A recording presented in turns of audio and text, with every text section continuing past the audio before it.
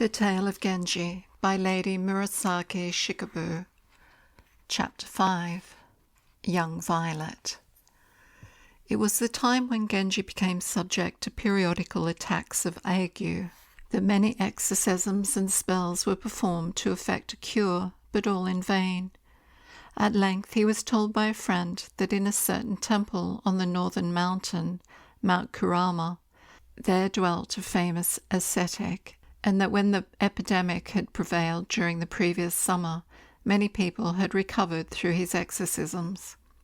If, added the friend, the disease is neglected, it becomes serious.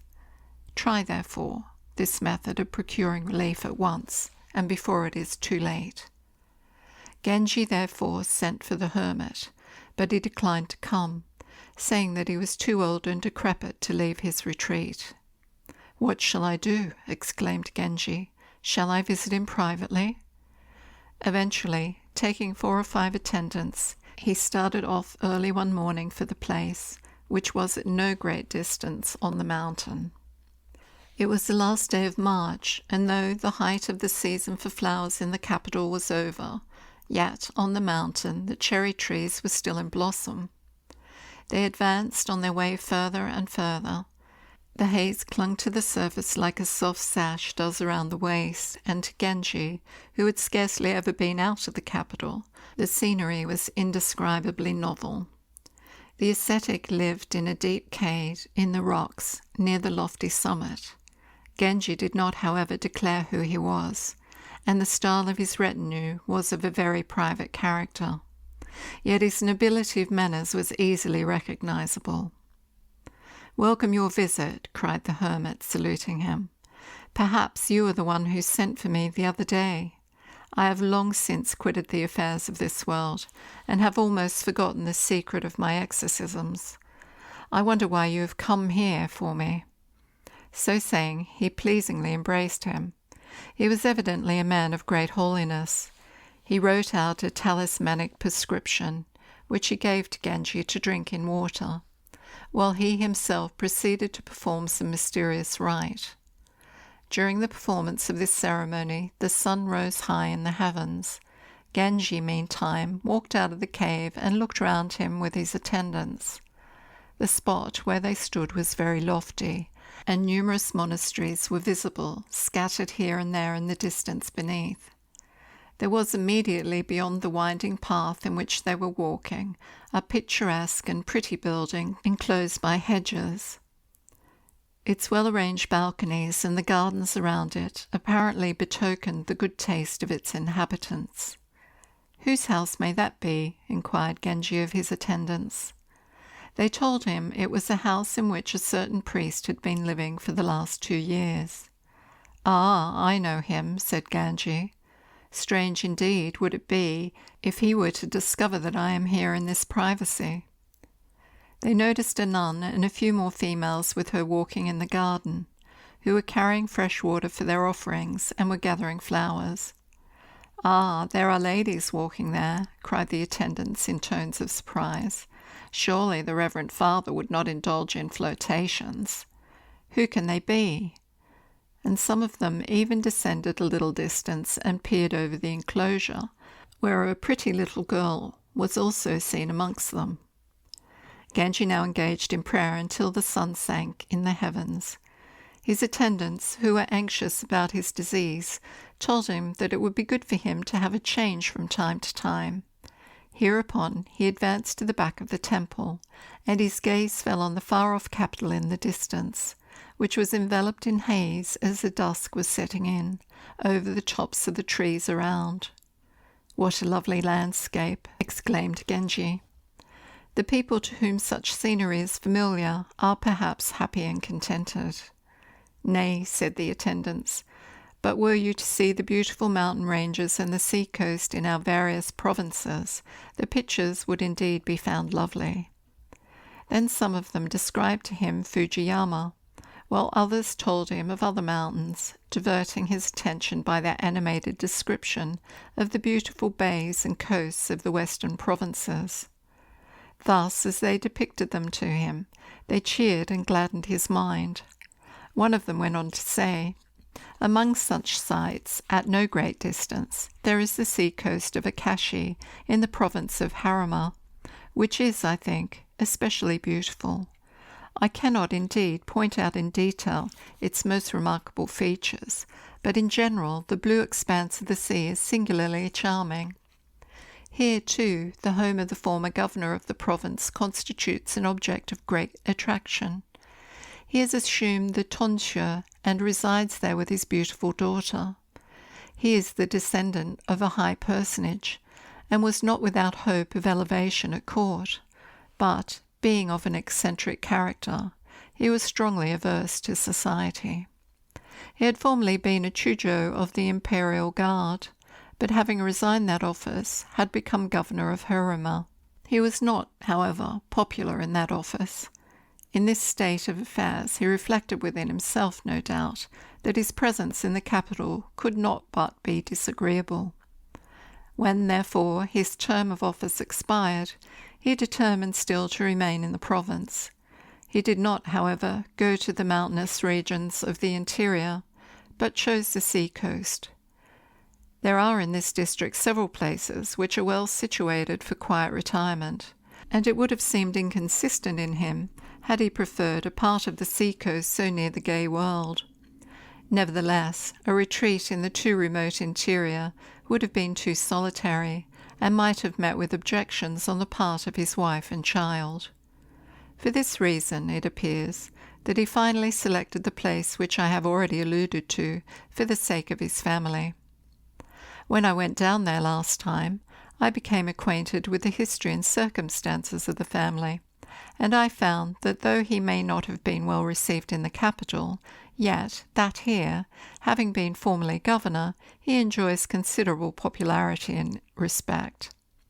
His residence, moreover, is well appointed and of sufficient magnitude, and he performs with punctuality and devoutness his religious duties, nay, almost with more earnestness than many regular priests. Here Genji interrupted.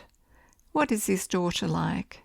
"Without doubt," answered his companion, "the beauty of her person is unrivalled, and she is endowed with corresponding mental ability. Successive governors often offer their addresses to her with great sincerity, but no one has ever yet been accepted. The dominant idea of her father seems to be this: 'What, have I sunk to such a position? Well, I trust at least that my only daughter may be successful and prosperous in her life.'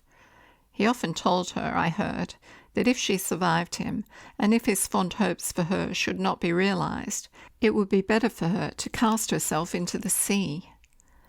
Genji was much interested in this conversation, and the rest of the company laughingly said, "Ah, she is a woman who is likely to become the Queen of the Blue Main. In very truth, her father must be an extraordinary being."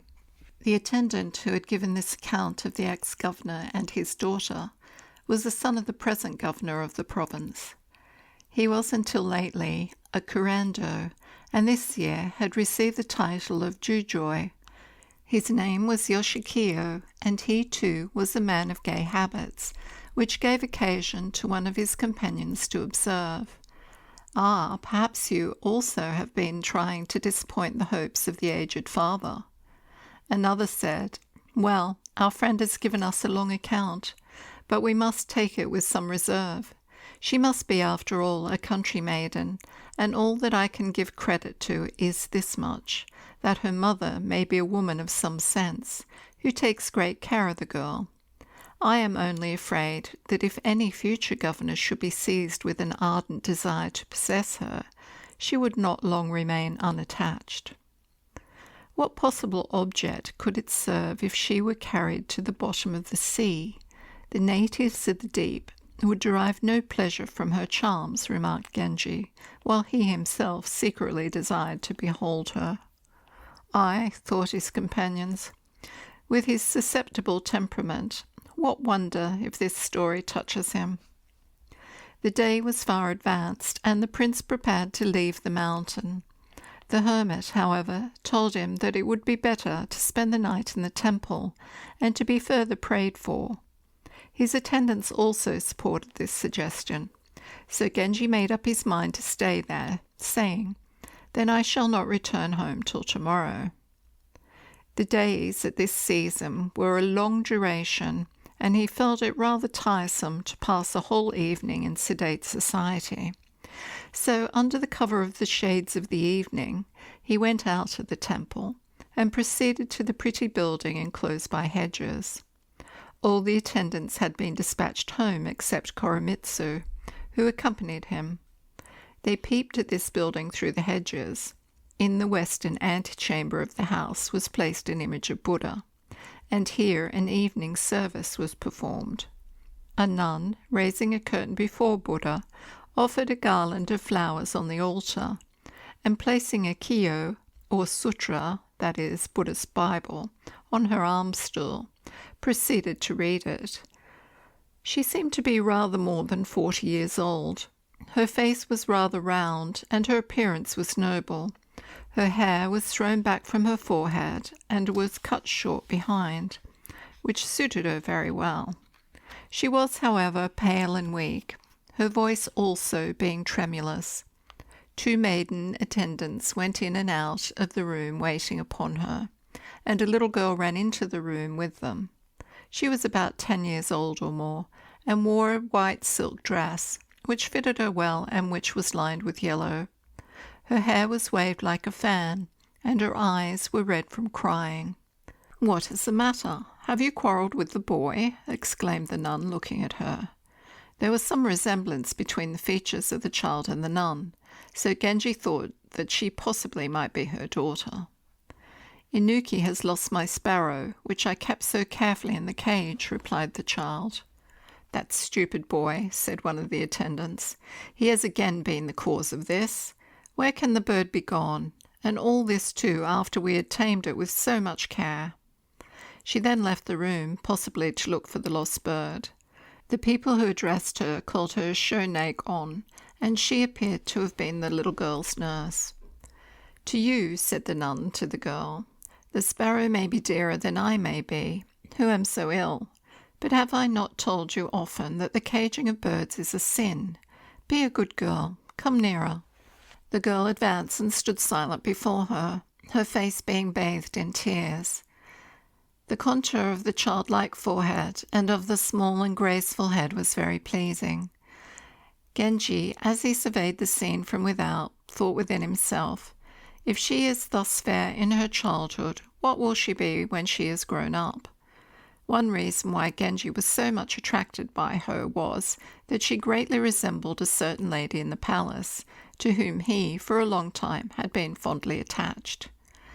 The nun stroked the beautiful hair of the child and murmured to herself, "How splendid it looks! Would that she would always strive to keep it thus. Her extreme youth makes me anxious, however. Her mother departed this life when she was only a very young girl, but she was quite sensible at that age of this one. Supposing that I were to leave her behind, I wonder what would happen to her." As she thus murmured, her countenance became saddened by the forebodings. The sight moved Genji's sympathy as he gazed. It seemed that the tender heart of the child was also touched, for she silently watched the expression of the nun's features, and then, with downcast eyes, bent her face towards the ground, the lustrous hair falling over her back in waves. The nun hummed in a tone sufficiently audible to Genji, "The dews that wet the tender glass at the sun's birth too quickly pass, nor never can hope to see it rise in full perfection to the skies." Shonegon, who now joined them and heard the above distich, consoled the nun with the following: "The dews will not so quickly pass, nor shall depart before they see the full perfection of the grass they loved so well in infancy." At this juncture a priest entered and said, "Do you know that this very day Prince Genji visited the hermit in order to be exercised by him? I must forthwith go and see him." Genji, observing this movement, quickly returned to the monastery, thinking as he went what a lovely girl he had seen. "I can guess from this," thought he, "why those gay fellows," referring to his attendants, "so often make their expeditions in search of good fortune. What a charming little girl have I seen today! Who can she be? Would that I could see her morning and evening in the palace, where I could no longer see the fair loved one whom she resembles." He now returned to the monastery and retired to his quarters. Soon after, a discipline of the priests came and delivered a message from him through Koremitsu, saying, "My master just heard of the prince's visit to the mountain, and would have waited on him at once, but thought it better to postpone calling. Nonetheless, he would be much pleased to offer a humble welcome, and feels disappointed that he has not yet had an opportunity of doing so."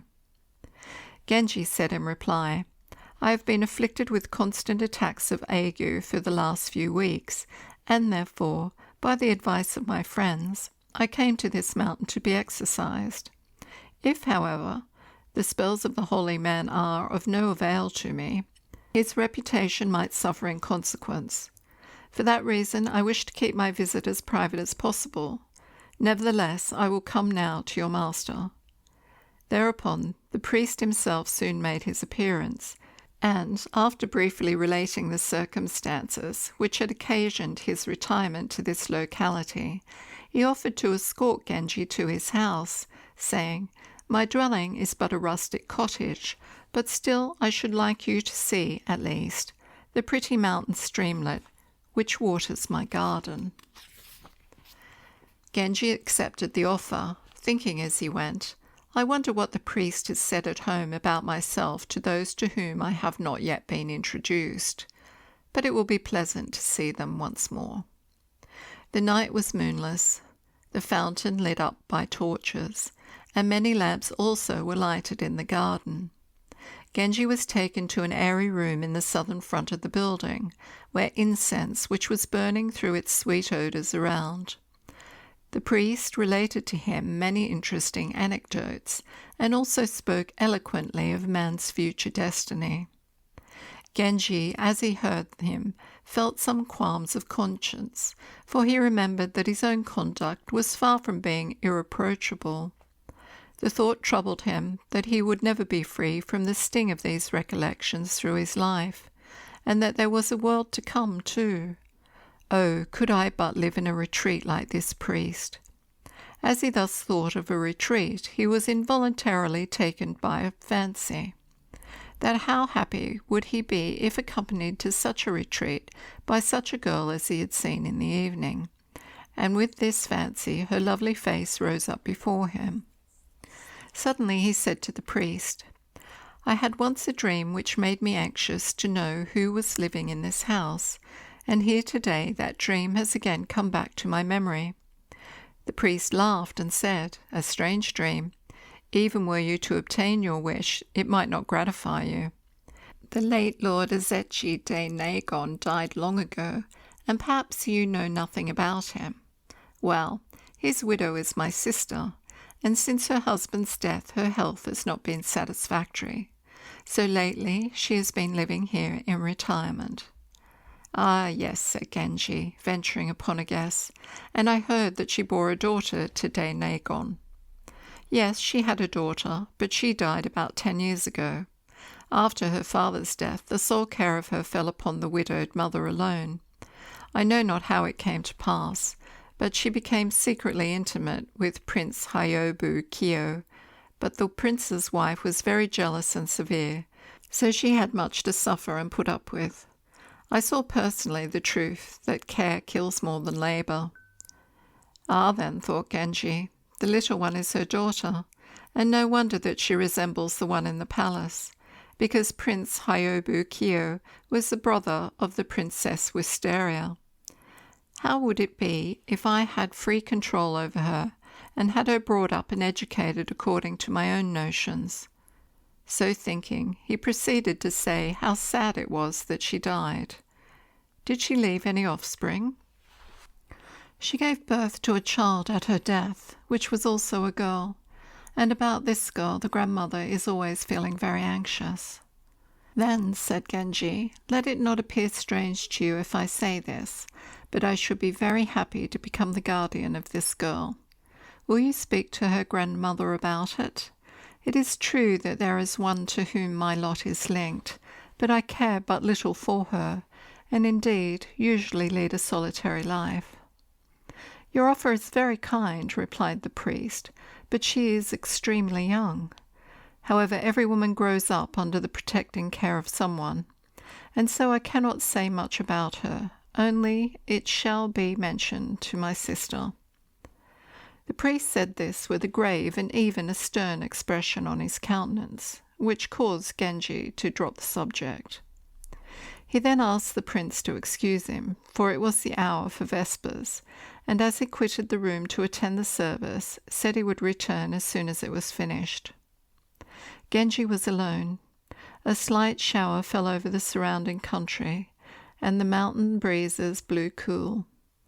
The water of the torrent was swollen, and the roar of them might be heard from afar. Broken and indistinct, one might hear the melancholy sound of the sleepy intonation of prayers. Even those people who have no sorrow of their own often feel melancholy from the circumstances in which they are placed. So Genji, whose mind was occupied in thought, could not slumber here. The priest said he was going to vespers, but in reality it was later than the proper time for them. Genji perceived that the inmates had not yet retired to rest in the inner apartments of the house. They were very quiet, yet the sound of the telling of beads, which accidentally struck the lectern, was heard from time to time. The room was not far from his own. He pulled the screen slightly aside, and standing near the door, he struck his fan on his hand to summon someone. "What can be the matter?" said an attendant. As she came near to the prince's room, she added, "Perhaps my ear was deceived," and she began to retire. "Buddha will guide you. Fear not the darkness. I am here," said Genji. "Sir," replied the servant timidly.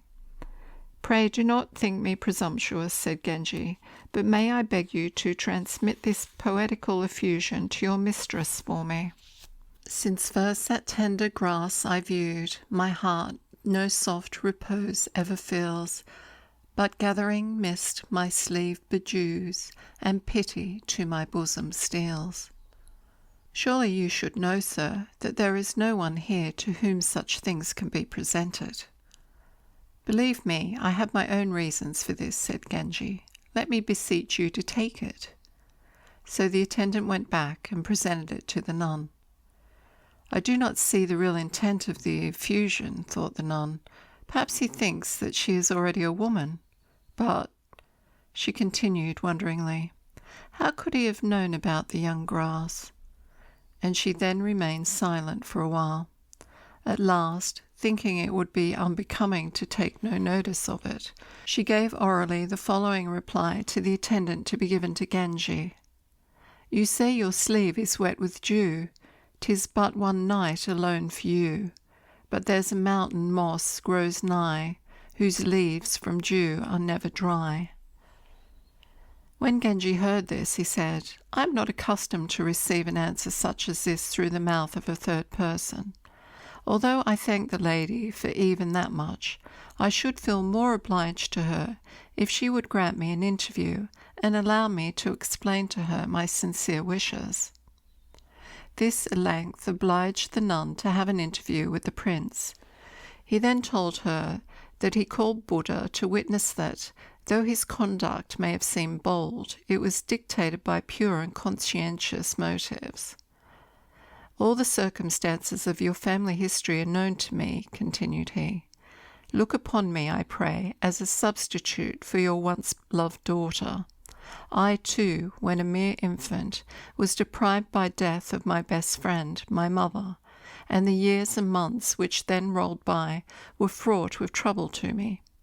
In that same position your little one is now. Allow us, then, to become friends. We could sympathize with each other. 'Twas to reveal these wishes to you that I came here, and risked the chance of offending you in doing so."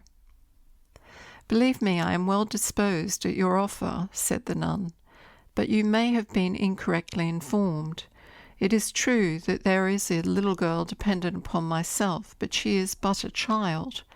Her society could not afford you any pleasure, and forgive me, therefore, if I decline your request." "Yet let there be no reserve in the expression of your ideas," interrupted Genji. But before they could talk further, the return of the priest put an end to the subject, and Genji retired to his quarters after thanking the nun for his kind reception. The night passed away and dawn appeared. The sky was again hazy, and here and there melodious birds were singing among the mountain shrubs and flowers that blossomed around. The deer, too, which were to be seen here, added to the beauty of the picture. Gazing around at these, Genji once more proceeded to the temple. The hermit, though too infirm to walk, again contrived to offer up his prayers on Genji's behalf, and he also read from the Dharani. The tremulous accents of the old man, poured forth from his nearly toothless mouth, imparted a greater reverence to his prayers. Genji's attendants now arrived from the capital, and congratulated him on the improvement in his health.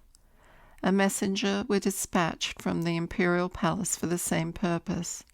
The priest now collected wild and rare fruits, not to be met with in the distant town, and, with all respect, presented them to Genji, saying, "The term of my vow has not yet expired, and I am, therefore, sorry to say that I am unable to descend the mountain with you on your departure." He then offered to him the parting cup of sake.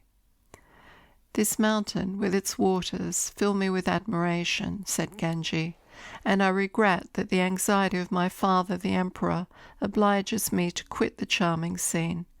But before the season is past, I will revisit, and the city's folk from me shall hear how mountain cherries blossom fair, and ere the spring has passed away, I'll bid them view the prospect gay." To this the priest replied, "Your noble presence seems to me like the rare flowers of Udonja tree, nor does the mountain cherry white attract my gaze while you're in sight." Genji smiled slightly and said, "That is a very great compliment, but the Udonji tree does not blossom so easily." The hermit also raised the cup to his lips and said, "Opening my lonely hermit's door, enclosed around by mountain pine, a blossom never seen before, my eyes behold that seems divine."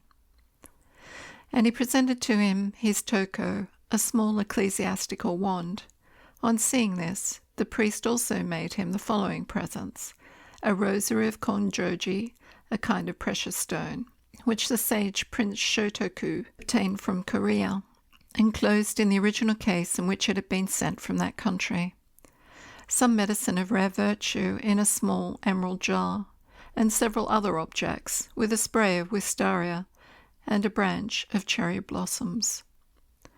Genji, too, on the other hand, made presents, which he had ordered from the capital, to the hermit and his disciples who had taken part in the religious ceremonies, and also to the poor mountaineers.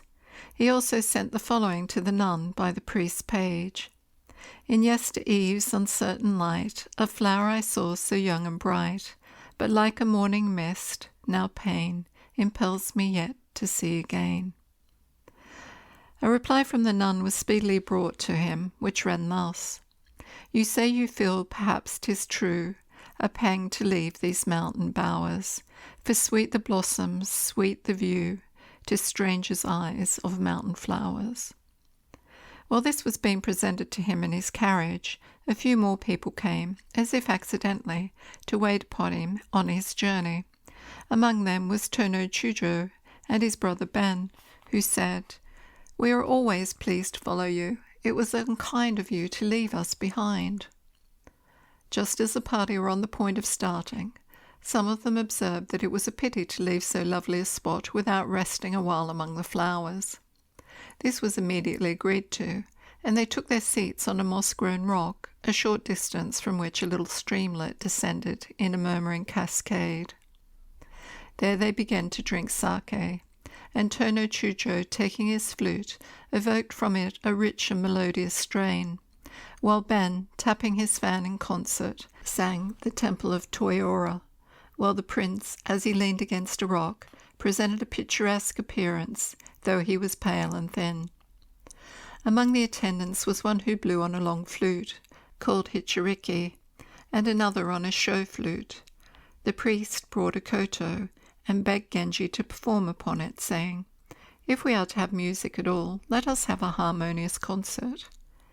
Genji said that he was no master of music, but nevertheless he played, with fair ability, a pleasing air. Then they all rose up and departed. After they had quitted the mountain, Genji first of all went to the palace, where he immediately had an interview with the emperor, who considered his son to be still weak in health, and who asked him several questions with regard to the efficacy of the prayers of the reverend hermit. Genji gave him all particulars of his visit to the mountain. "Ah," said the emperor, "he may some day be entitled to become a dean, a jari. His virtue and holiness have not yet been duly appreciated by the government and the nation." Sadaijin, the father-in-law of the prince, here entered, and entreated Genji to accompany him to his mansion, and spend a few days.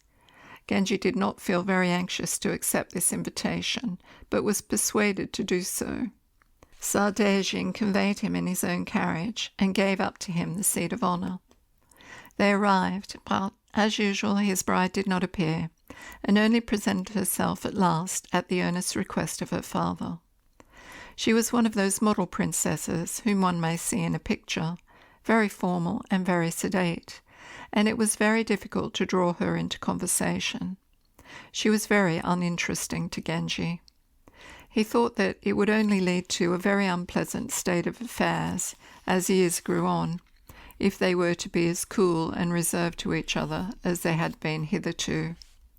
Turning to her, he said, with some reproachfulness in his accents, "Surely you should sometimes show me a little bit of the ordinary affection of people in our position." She made no reply, but, glancing coolly upon him, murmured with modest yet dignified tone, "When you cease to care for me, what can I then do for thee?" "Your words are few, but they have a sting in them. You say I cease to care for you, but you do me wrong in saying so. May the time come when you will no longer pain me thus," said Genji, and he made every effort to conciliate her. But she was not easily appeased.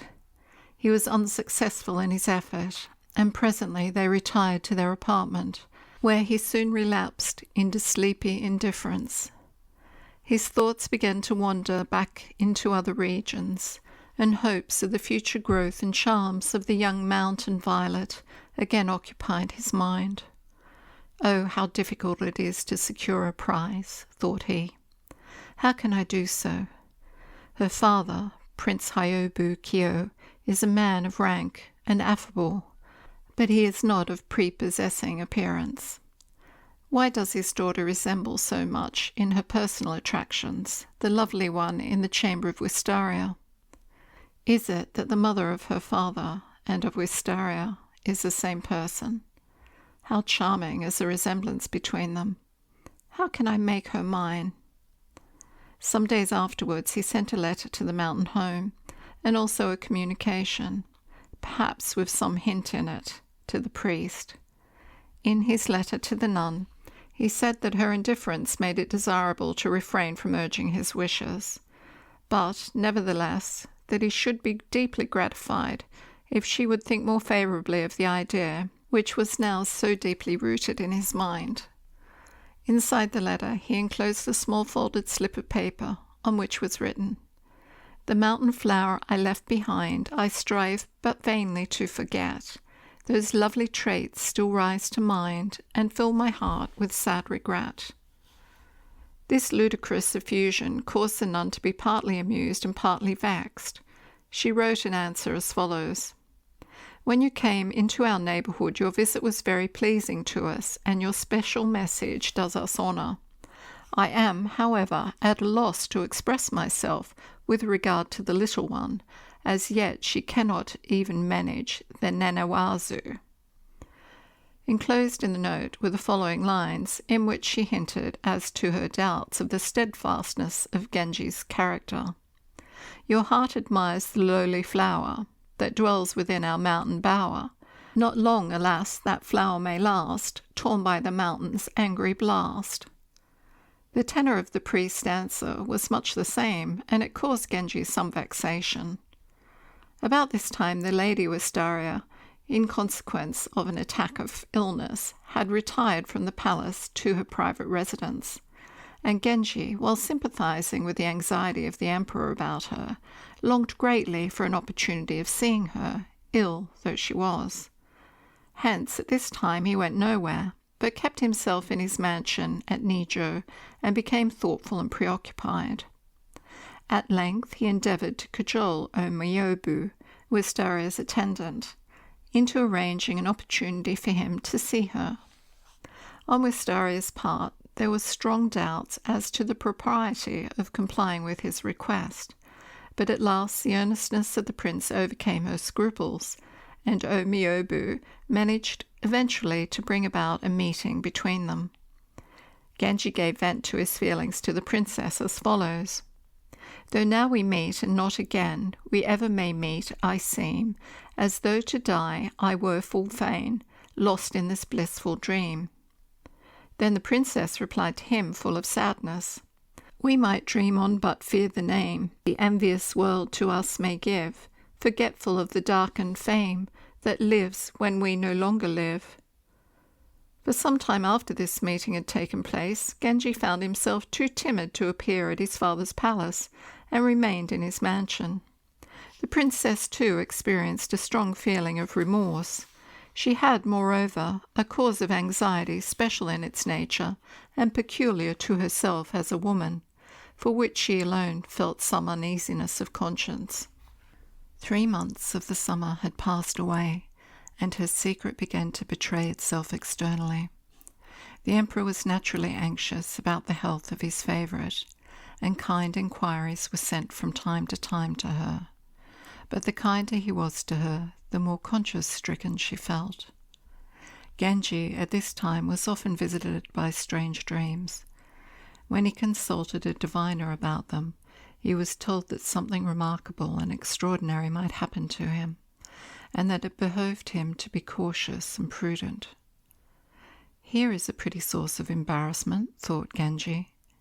He cautioned the diviner to be discreet about it, especially because he said the dreams were not his own, but another person's. When at last he heard authentically about the condition of the princess, he was extremely anxious to communicate with her. But she now peremptorily objected to any kind of correspondence between them, and Omiyobu too refused any longer to assist him. In July, Wistaria returned to the palace. There she was received by the emperor with great rejoicing, and he thought that her condition did but add to her attractiveness. It was now autumn, the season when agreeable receptions were often held by the emperor in court, and it was awkward when Genji and the princess happened to face each other on these occasions, as neither of them could be free from their tender recollections. During these autumn evenings, the thoughts of Genji were often directed to the granddaughter of the nun, especially because she resembled the princess so much. His desire to possess her was considerably increased, and the recollection of the first evening he heard the nun intoning to herself the verses about the tender grass recurred to his mind. "What," thought he, "if I pluck this tender grass, would it then grow up as fair as now? When will be mine this lovely flower of tender grace and purple hue? Like the wistaria of the bower, its charms are lovely to my view." The emperor's visit to the palace Suzaku Inn was now announced to take place in October. The dancers and musicians were selected from among the young nobles who were accomplished in these arts, and royal princes and officers of state were fully engaged in preparation for the fete. After the royal festivities, a separate account of which will be given hereafter, he sent again a letter to the mountain. The answer, however, came only from the priest, who said that his sister had died on the 20th day of the last month, and added that though death is inevitable to all of us, still he painfully felt her loss. Genji pondered first on the precariousness of human life, and then thought how that little one who had depended on her must be afflicted, and gradually the memory of his own childhood, during which he too had lost his mother, came back to his mind. When the time of full mourning was over, Shonegon, together with the young girl, returned to their house in the capital. There one evening Genji paid them a visit. The house was rather a gloomy one, and was tenanted by fewer inmates than usual. How timid the little girl must feel, thought Genji, as he was shown in. Shonegon now told him with tearful eyes every circumstance which had taken place since she had seen him. She also said that the girl might be handed over to her father, who told her that she must do so, but his present wife was said to be very austere. The girl is not young enough to be without ideas and wishes of her own, but yet not old enough to form them sensibly. So was she to be taken to her father's house and be placed with several other children. Much misery would be the result. Her grandmother suffered much on this account. Your kindness is great, continued she, and we ought not, perhaps, to think too anxiously about the future. Still she is young, too young, and we cannot think of it without pity. Why do you recur to that so often? Said Genji. It is her very youthfulness which moves my sympathy. I am anxious to talk to her.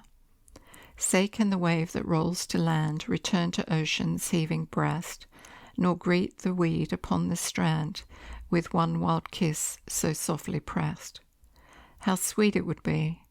That is very beautifully put, sir, said Shonegon, but, half trembling at the coming tide that rolls about the sea-beat sand, say can the tender weed untried be trusted to its boisterous hand. Meanwhile the girl, who was with her companions in her apartment, and who was told that a gentleman in court dress had arrived, and that perhaps it was the prince, her father, came running in, saying, Shonegon, where is the gentleman in court dress? Has the prince, my father, arrived? Not the prince, your father, uttered Genji, but I am here, and I too am your friend. Come here. The girl, glancing with shy timidity at Genji, for whom she already had some liking, and thinking that perhaps there was impropriety in what she had spoken, went over to her nurse and said, Oh, I am very sleepy, and wish to lie down. See how childish she still is, remarked Shonegon. Why are you so timid, little one? Come here and sleep on my knees, said Genji.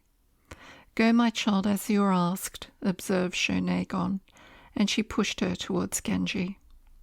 Half unconsciously she took her place by his side. He pushed aside a small shawl which covered her hair, and played with her long tresses, and then he took her small hand in his. Ah, my hand, cried she, and drawing it back, she ran into a neighbouring room.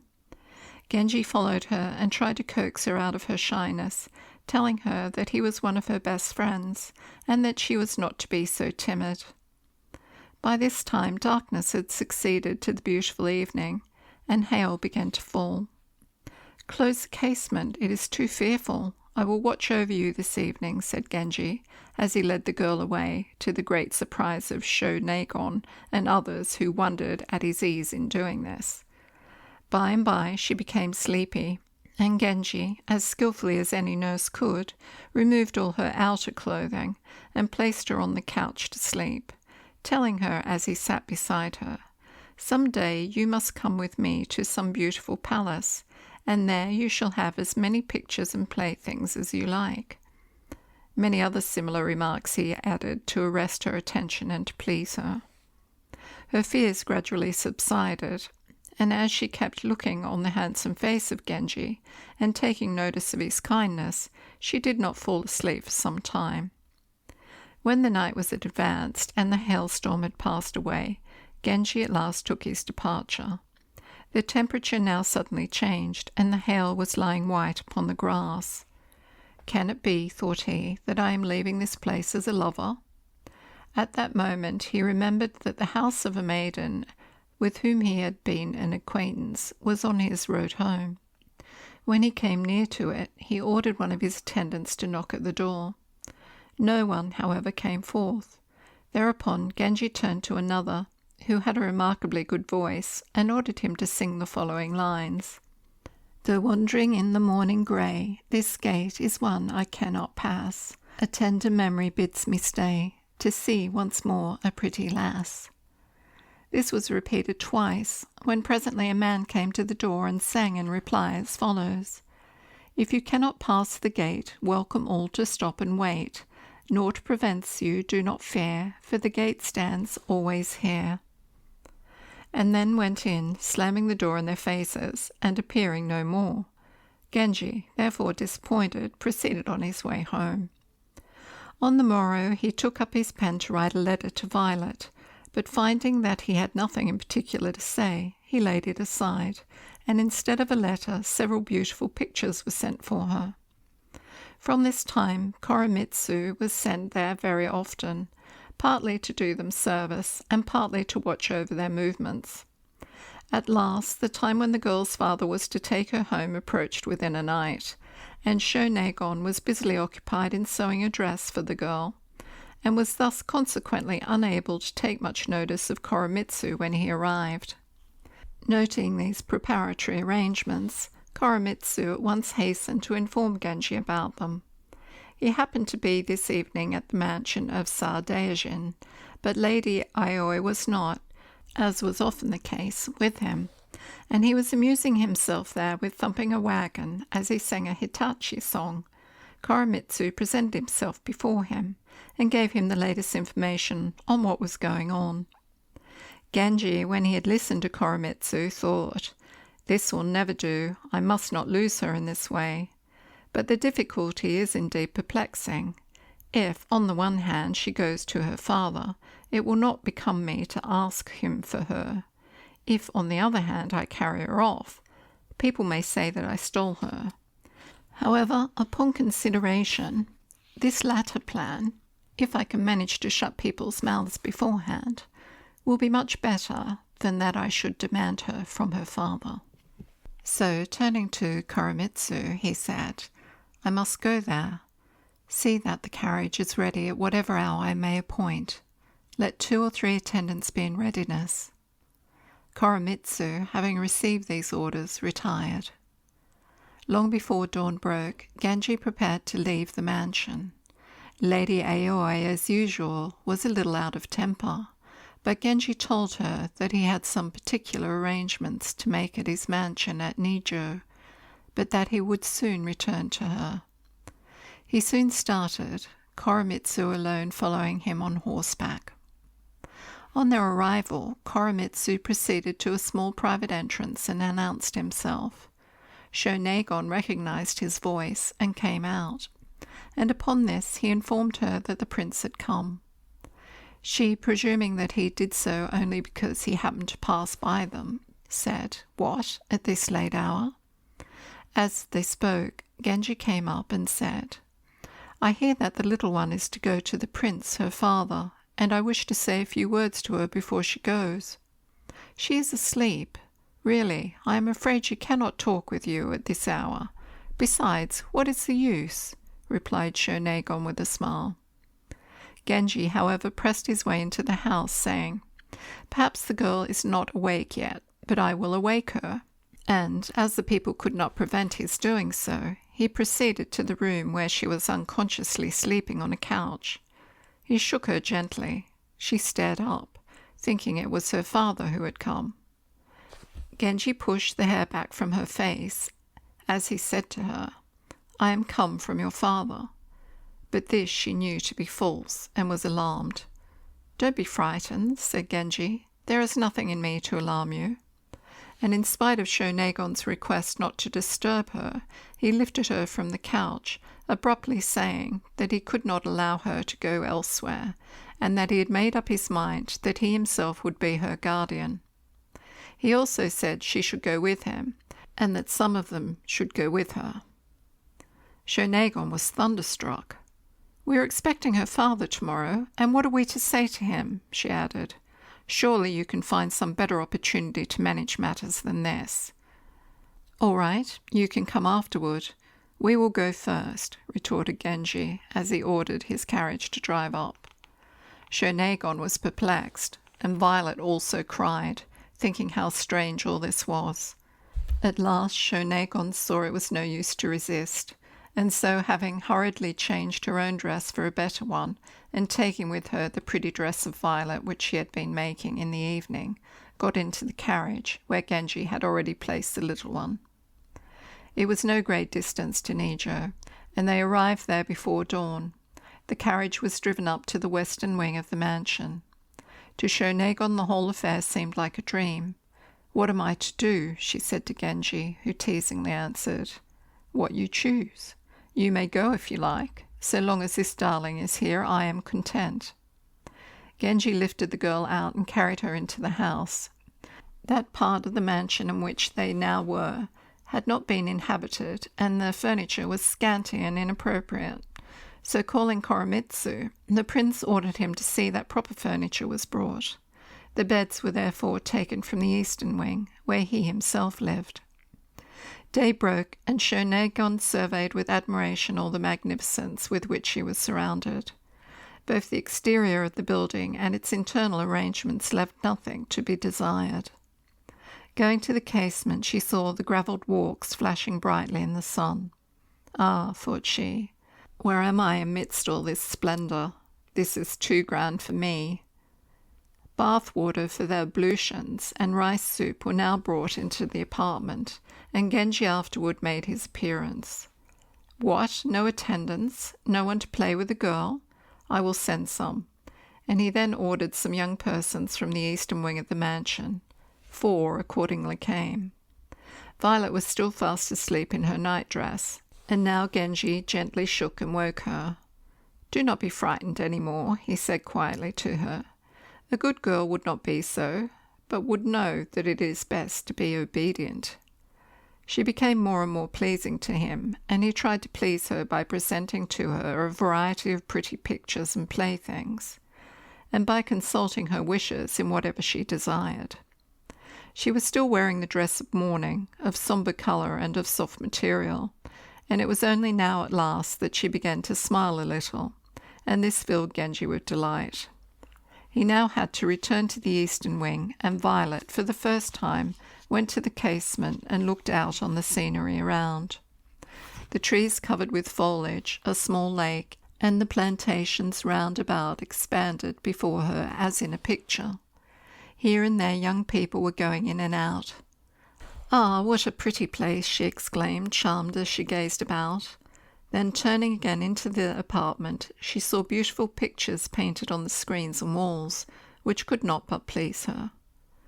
Genji did not go to the palace for 2 or 3 days, but spent his time in trying to train Violet. She must soon take lessons in writing, he thought, and he wrote several writing copies for her. Among those was one in plain characters on violet-coloured paper, with the title Musashino. The field of Musashi is known for its violets. She took it up, and in handwriting plain and clear though small, she found the following: "Though still above the violet be a still unopened blossom here, its tenderness has charms for me, recalling one no longer near." "Come, you must write one now," said Genji. "I cannot write well enough," said Violet, looking up at him with an extremely charming look. "Never mind, whether good or bad," said he, "but still write something. To refuse is unkind. When there is any difficulty, I will help you through with it." Thereupon she turned aside shyly and wrote something, handling the pen gracefully with her tiny fingers. "I have done it badly," she cried out, and tried to conceal what she had written, but Genji insisted on seeing it and found the following: "I wonder what's the floweret's name, from which the bud its charm may claim."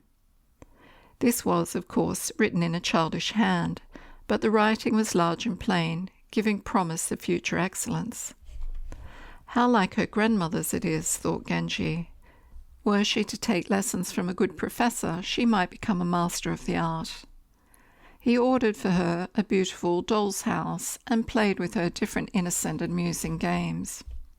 In the meantime, the prince, her father, had duly arrived at the old home of Violet and asked for her. The servants were embarrassed, but as they had been requested by Genji not to tell, and as Shonagon had also enjoined them to keep the silence, they simply told him that the nurse had taken her and absconded. The prince was greatly amazed, but he remembered that the girl's grandmother never consented to send his daughter to his house, and knowing Shonagon to be a shrewd and intelligent woman, he concluded that she had found out the reasons which influenced her, and that so out of respect to her, and out of dislike to tell him the reason of it, she had carried the girl off in order that she might be kept away from him. He therefore merely told the servants to inform him at once if they heard anything about them, and he returned home. Our story again brings us back to Nijo. The girl gradually became reconciled to her new home, as she was most kindly treated by Genji. True, during those evenings when Genji was absent, she thought of her dead grandmother, but the image of her father never presented itself to her, as she had seldom seen him. And now, naturally enough, Genji, whom she had learned to look upon as a second father, was the only one for whom she cared. She was the first to greet him when he came home, and she came forward to be fondled and caressed by him without shame or diffidence. Girls at her age are usually shy and under restraint, but with her it was quite different. And again, if a girl has somewhat of jealousy in her disposition, and looks upon every little trifle in a serious light, a man will have to be cautious in his dealings with her, and she herself, too, will often have to undergo vexation.